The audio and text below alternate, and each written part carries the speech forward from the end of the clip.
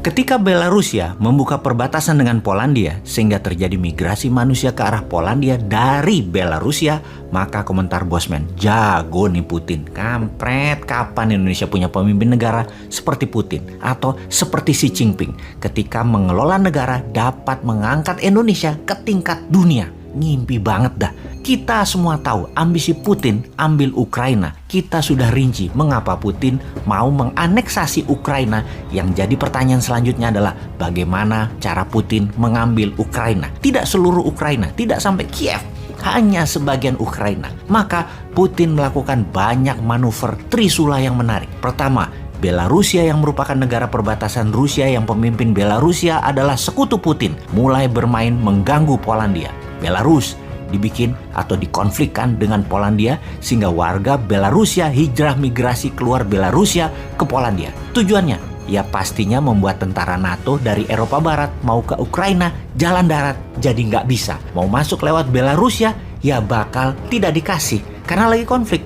Saat ini sekutu NATO hanya Amerika dan Inggris yang stand alone, tidak terpengaruh gas Rusia. Sementara Jerman, Prancis, Spanyol, dan negara Eropa Barat lainnya energi gasnya bergantung pada Rusia bahkan lebih dari 60%. Efeknya ketika mereka mau masuk ke Belarusia atau membela Ukraina diancam oleh Rusia dengan gas Rusia. Sejauh ini Jerman belum berani dan negara Eropa lainnya tidak berani bergerak ke Ukraina mendukung Inggris dan Amerika karena tekanan gas Nord Stream 1 dan Nord Stream 2 milik Gazprom Rusia dikendalikan mati nyalanya oleh Rusia.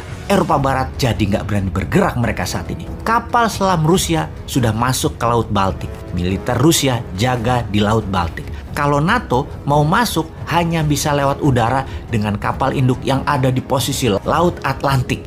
Ini sangat jauh dan sangat mudah diintersep. Di sisi selatan Ukraina yaitu Laut Mati atau Dead Sea, ada negara Turki yang merupakan sekutu Putin. Erdogan sejak dikudeta Amerika yang digagalkan oleh Rusia menggunakan Rusia sekarang sebagai sekutu utamanya. Balik badan dari Amerika itu Turki.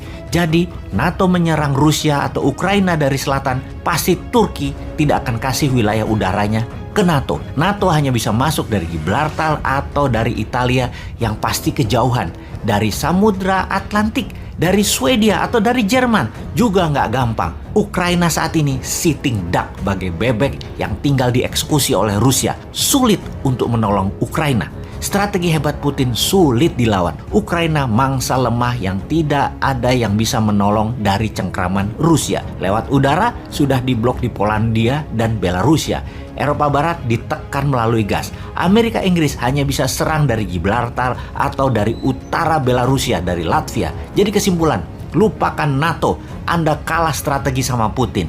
Apa efek perang Ukraina tersebut? Kita semua tahu harga minyak mentah di tahun 2021 naik 50% menjadi di harga sekarang sekitar $77 per barelnya. Setiap kenaikan $1, Rusia untung mendekati angka $1 billion per harinya dari minyak tersebut. Ketegangan Ukraina akan membuat minyak mentah dan harga gas naik. Ditarget naik 20%-an dari nilai sekarang ke arah $100 per barelnya. Rusia untung dari dua sisi, untung dari harga minyak dan gas, serta dapat Ukraina kalau perang terjadi antara sekutu versus Rusia. Rusia saat ini di atas angin. Di sisi lain, perang pasti berlangsung cepat.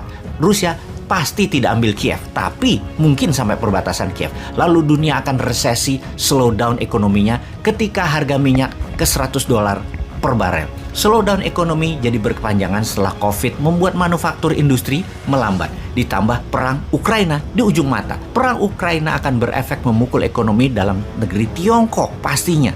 Sebagai negara produsen yang minyak BBM importnya hingga 90% yang semua didapat dari luar Tiongkok. Hal ini yang membuat Xi Jinping makin tidak populer, dan untuk populer Xi Jinping pasti meniru Putin, yaitu bangkitkan nasionalisme dan serbu Taiwan. Kedua perang tersebut sudah diprediksi sejak 2019 dalam kitab Sontoloyo yang berjudul Mardigu Nation. Jelas sudah mengatakan perang Laut Natuna Utara dan perang di selatan Eropa pasti terjadi. Sungguh, data ini bukan ramalan, ini analisa. Full data sebelum membuat analisanya. Rusia dengan strategi Morishkova 2.0 memang punya rencana besar di Eropa dan merinci bagaimana mengambil Crimea, melepas Inggris Brexit dari Uni Eropa, melepas bangsa Katalan agar mereka merdeka dari Spanyol, mendukung separatis Baski, mendukung separatis timur Ukraina anti Kiev. Semua strategi jangka panjang oleh Putin dikerjakan desainnya sejak lama. Sejak tahun 2013 di sisi Xi Jinping dengan obor untuk mencaplok sumber daya alam suatu negara yang ditukar dengan infrastruktur yang 100% berbahan Tiongkok. Strategi Tiongkok selanjutnya adalah mengambil balik Macau, mengambil Hong Kong, dan mengambil Taiwan adalah mimpi Xi Jinping yang terus dimatangkan untuk menjadikan Tiongkok one nation, one system. Karena itu, kita harus mendesain, memanfaatkan peluang untuk menjadi negara besar, menyalip di tikungan selagi gajah dengan gajah berperang di mana-mana. Jangan cemen lah bernegara. Masa ngurusin hal-hal yang nggak penting sih, seperti kayak tentaranya misalnya. Masa tentara disuruh megangin anak-anak yang dipaksa vaksin dengan sadisnya yang membuat anak kecil bisa pada trauma semua? Atau bernegara saat ini para elitis malah sibuk membangun apa saja proyek-proyek tadi dengan hutang-hutang lagi, sibuk bagi-bagi cuan antara pengusaha dan penguasa atau istilahnya peng-peng. Sibuk atur-atur kebijakan proyek untuk mereka belah-belah di atas sana. Rakyatnya hanya dikasih info dari buzzer seakan apa yang pejabat kerjakan tidak melanggar sumpah jabatan walau KKN. Dengan buzzer, rakyatnya dibikin gak paham bernegara dan tidak tahu berita luar negeri bahwa dunia mau perang yang padahal bisa dimanfaatkan untuk Indonesia berdaulat.